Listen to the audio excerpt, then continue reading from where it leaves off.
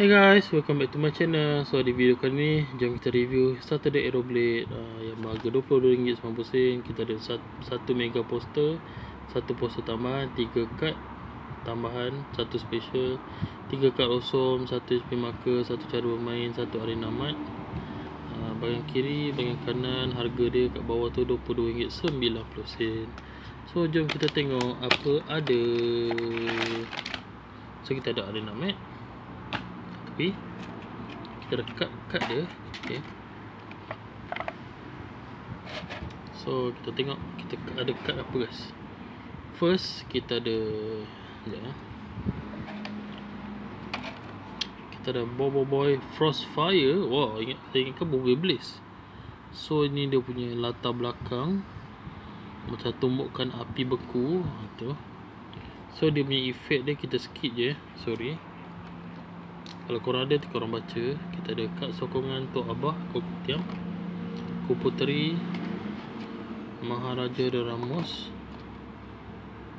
Sekejap, macam susah tugang macam ni lah. Kita ada Boboiboy Duri, Generasi Bella, kita ada Yaya. Sorry kalau korang tak nampak, kita dah cuba fokus yang terbaik. Boboiboy Air, Boboiboy Gempa, Boboiboy Halilintar, Boboiboy Daun, Boboiboy Api,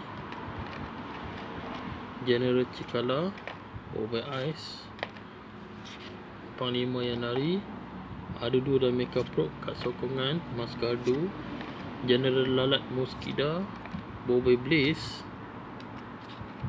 Sebab kamera saya ni dah start tak fokus lagi, maknanya kena tukar phone baru lah.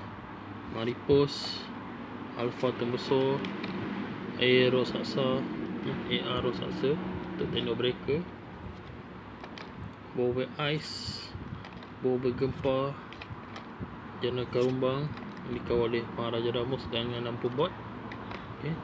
Krakatoa pun sama dikawal Boboiboy Blaze, Boboiboy normal, Boboiboy Taufan, Cocoon Bot dan juga Lampot. Dan 2 kad yang tak berguna. Sebab kalau korang beli pack biasa pun korang akan dapat kad ni. Lepas tu yang ni pun sama. Entahlah untuk apa saya pun tak tahu. Nak kata untuk chop, saya pun tak main Monster Galaxy card. Kita tak main Monster Galaxy card, kita compo je. Kalau main tu maybe saya kalah guys. Maybe saya kalah.